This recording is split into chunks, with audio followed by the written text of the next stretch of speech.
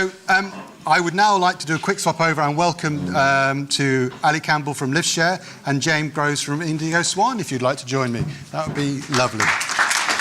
Right, I'm just thinking about this. We actually look like a terrible episode of Top Gear. And I'm kind as well. Well, I'm definitely James May because I've got the terrible shirt. So you can decide on who you want. Yeah, one of you is going to get a bad deal there. Find out. Gentlemen, welcome. I know you both very well, and I've obviously got huge respect for your organisations and the working cultures that you've created.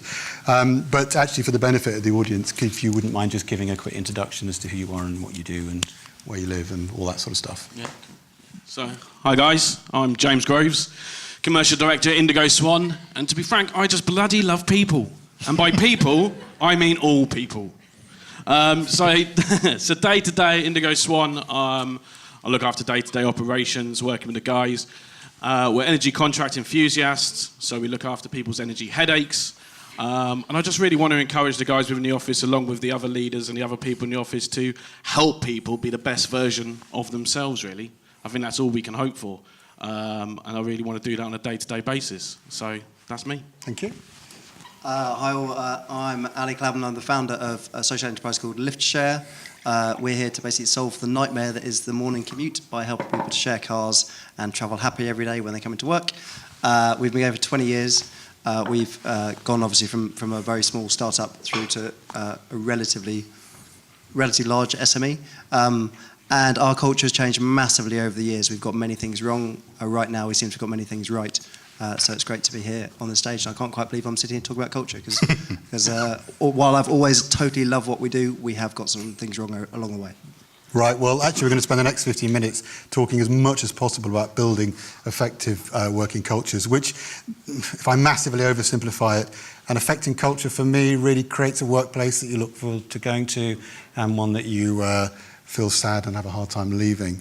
So, Ali, James, you both started organisations, so you set the culture in place. So, from your perspective, what does it take to build an excellent company culture? I mean, where do you even start? Let's go with you. A lot of what Rebecca just said about you understand what culture is when things start going wrong. We had our first probably 7-8 years and things were flying. We had a great team, a lot of friends had kind of joined the business. We had all the new people had become pretty close friends. And then suddenly the first recession hits and people start worrying a bit more about their jobs. And you do certainly these monkeys. I totally relate to that because you start seeing things that were not there before. And right now it's trying to make sure that we've got a culture, if there is a recession coming over the hill now, that we're ready for it and that we've got a very open, honest, transparent culture where we've worked actually really hard on it. Like, a few years ago, we used to have 3 pillars of the company, which was about learning fast, performing well, and having a positive impact. And we thought if we got those 3 things right, we'd end up having a lot of fun along the way. That was wrong. We did have people who were learning fast, who were performing well, and have a positive impact. But the culture wasn't right, and it wasn't right because we didn't have a strategy for it. We hadn't really focused in on it as being a really important thing. And thanks to spending a lot of time through a leadership course that I'm on called Vistage, with a lot of time with Rebecca and with Emily and all the other great gang on there, I have realised how much I had to learn. And a key thing, I'd say, going back to the leadership thing, is leaders need to be so humble. You realise that you have a huge amount to learn, and I've been on a journey. We're still very much on that journey, but learning off some great other people locally and nationally, we've come a long, long way. And I'd say from the culture side, having culture as almost a business process, sounds a bit dull, but where you focus on it, you almost put metrics around it, and you really try and incrementally make things better, day by day, week by week. You can make huge strides. And the sense of team within the office now is so much better because we put a process around it rather than just trying to rely on it coming through all the other things we're working on. Right. That's a key takeaway then, really, culture as a business process. Yes, but there's probably a better way of saying that. Right. No, it works. Ask Candice, who's sat there quietly at the back. She does it all. Okay. James. Yeah, I humble think, leaders. I know. Well, to be humble, I can't take all the credit, to be fair. Emily, our managing director and founder, is sitting over there, and she has to take a huge amount of credit for how we started about 9 years ago now. For me, culture is all about family, to be fair. We started as a very small business with a very family feel, and we've tried to grow the business. We're up to 22 people now and keep that there. For me, the biggest thing I always go back to, and I say this a lot, so sorry to anyone who's heard me speak recently, but it is very much about caring about your people on a personal level. It's vitally important to me. Everyone is paid to do a job that, they're paid to come in every day. You want people to come in every day. You want them to wake up in the morning and enjoy coming in. But if you do not take the time to care for them on a personal level, you are never, ever going to get the most out of them. So for me, culture, it's all about family, but it's all about caring about your people personally, because you are empowering them and you are motivating them to be the best versions of themselves. We talk a lot about leadership. Now, for me, leadership is one of those words. I think, yes, you have to lead from the front. I have to come in. I am a positive person. I am an enthusiastic person, but I expect everyone in the business to lead in some capacity. Now, whether that is leading themselves in their day-to-day jobs, or it's motivating a team, or it's something like that, everyone has a responsibility for leadership. So how do you articulate that in your organisation, that responsibility? How's it seen? How's it experienced? How's it visualised? I think there's an element. It's the trust. Mm-hmm. It's the trust on the day-to-day basis. It's the values. We have a happiness first value. We have a celebrating individuality value. We have a how we do anything is how we do everything value. I think it's the values. They're there on the wall, and it's a case of just. You've got happiness as a value. We do, yeah. Happiness is vitally important, because I want happy people at work. I want the guys to come in and be happy every day that they come in. Right. Quite frankly, it makes my job easier. But it's true, and I've said this before.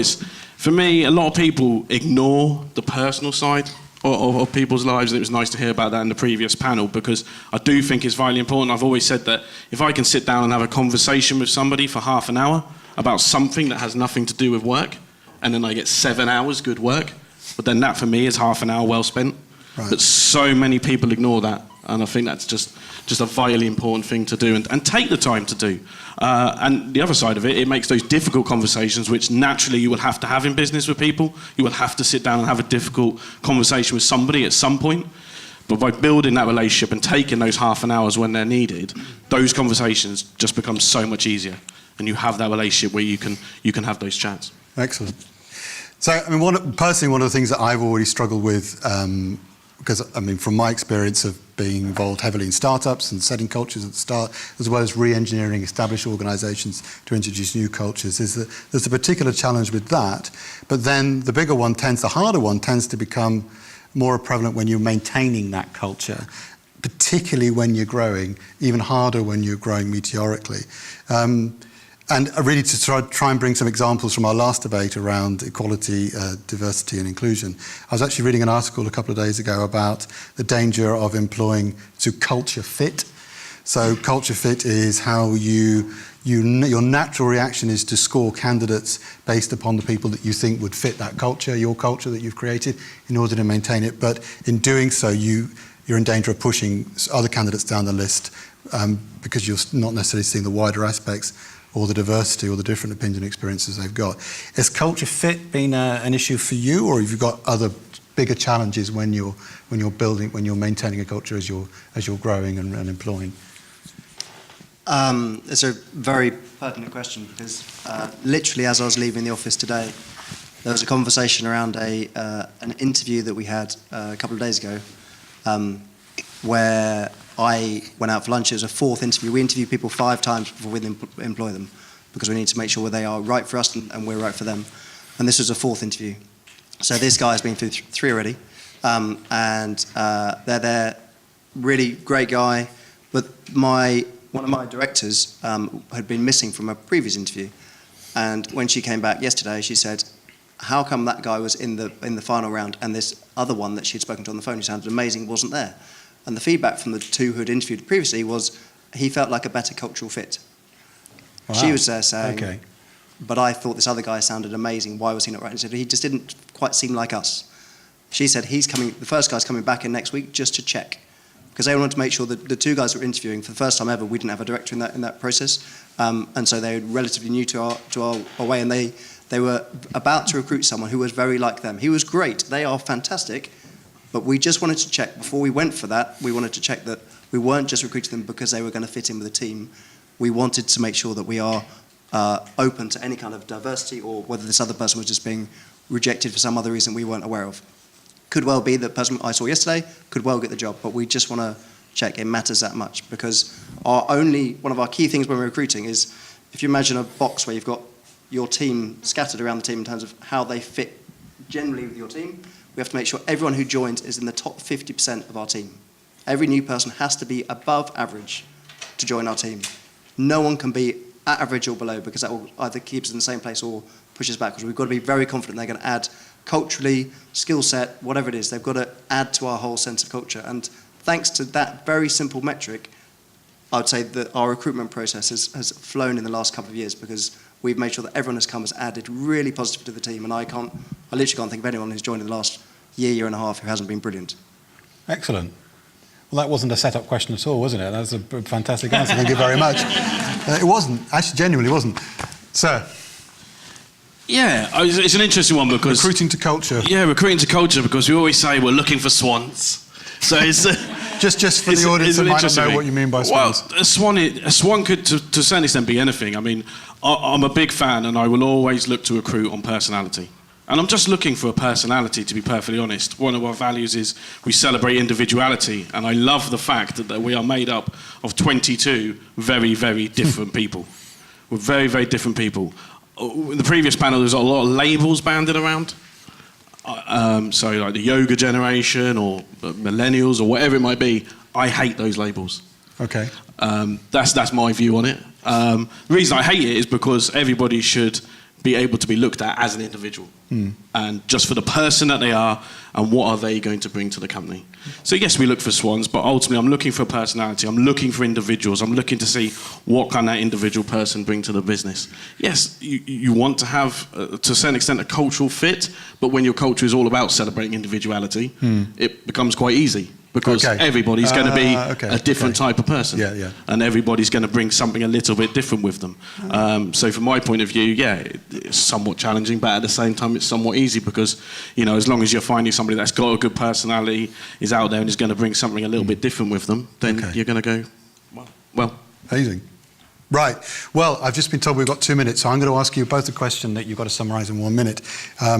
So, things that you've done in the past, to keep it work-related, obviously, that you wouldn't do again to do with culture. So one thing, I'm not a fan of anonymous surveys at all, and I fight quite hard internally to make sure that our surveys internally aren't anonymous. Staff opinion surveys, yeah. SOSs. Because we want to treat everyone as an individual, and when you get survey forms back and they're not named, you can't help. If you can identify the individual and you've got an open culture where people trust you to help them, as we've got, then having named surveys means that you can help things much quicker. So all of our appraisals have certain surveys in it, and we do general surveys. 90% of them are named. The ones that aren't named are to check that the unnamed ones, or the other way around, are actually real. And it means that we solve problems really, really quickly. Because if anyone, say, puts a 5 out of 10 on something, we can go straight back to them and say, what was it? How can we help? What can we do differently? And we will do our damnedest to make sure that 5 is up to an 8 or a 9 or a 10 next time they're asked that question. Excellent. Thank you. Sir? Very easy, and going back to my last answer, really, is employ on skill set. We've made a couple of mistakes in the last 8 years where, you know, we've been wowed by somebody's experience or somebody's skill set. You know, they've come in and talked a good game, and we've completely forgotten that individuality part, that sort of swan part. We've completely forgotten about that and just gone, yeah, this person's got a great CV, they've got loads of skills, they're going to be really good. They've come in, and it just hasn't worked. And I think, to a certain extent, we've sometimes let that go on for too long. So I think the other thing that we've probably done is we haven't failed fast enough. We now very much have that culture of failing fast, and if something doesn't work, right, stop it, have a look at it, pick it up, and try something different. Right. But definitely historically, and as we were growing the company, they were the mistakes that we made that I'm pleased that we've rectified now, and we're all the more better for it. Brilliant. Personally, I could talk about this all night, but that would be dull for everybody. But it's been fascinating. Thank you so much, gentlemen. Good, gentlemen, your appreciation, please.